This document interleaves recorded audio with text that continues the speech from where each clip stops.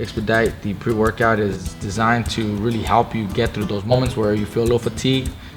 Sometimes your body does get a little tired, gets a little sore. With this kind of stuff, it picks you right back up.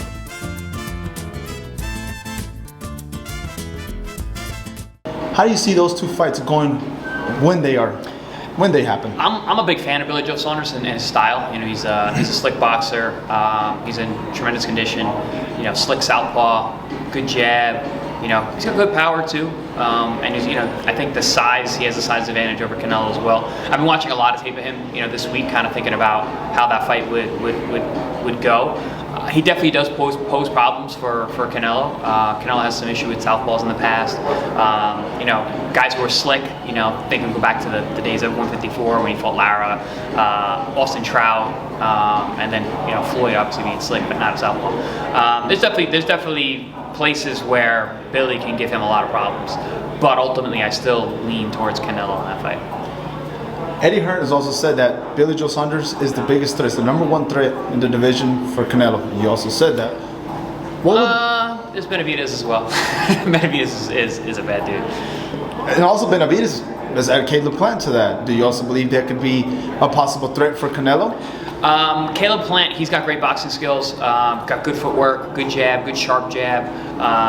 But I haven't seen him at the championship level be able to perform in a way that I think would give Canelo that much trouble. So that you're saying that Benavidez would be a bigger threat than when he faces Caleb Plant? I believe so. I think the size, the power, and the combination punch, and Benavidez is just so busy.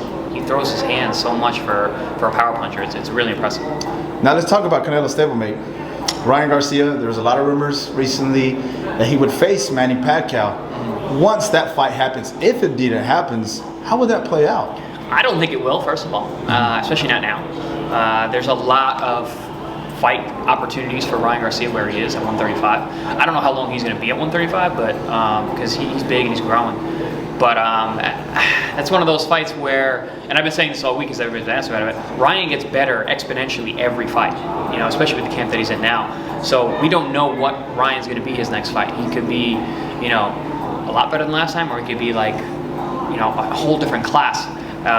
But from what I saw in the fight with Campbell, if Pacquiao hits him with a left hand like that, it's going to be a different story. Do you believe that Pacquiao honestly still needs to fight? No, I don't think he needs to. I think he's never had a question with him. It's like, oh, you're going to stop fighting when you're not.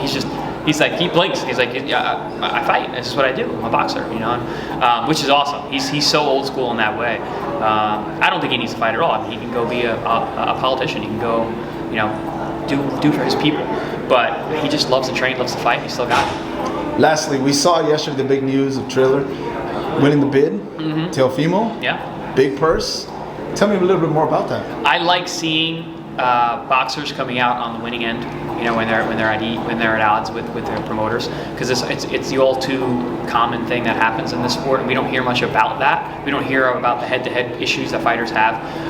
But Teofimo is a tremendous talent in the sport, coming off a gigantic win against a current living legend, basically. Good, get that boy paid. Would you also think maybe it would be a little bit disrespectful to Teofimo Lopez if he's in the undercard and they put Logan Paul versus Ben Askren? Is that possible? They were talking about that. I hope not. They were talking about that. It was just rumors saying, they could possibly be in the undercard, or possibly even Mike Tyson was a Holyfield, the third one, was an exhibition. Hey, at least they're boxers. But those other two, forget it. Being on the undercard over YouTube, for a fighter like Teofimo and his status, I think that's insane. Chris Algieri, it's been a pleasure. Thank you so much for speaking on Fight Hub TV. Thank you so much.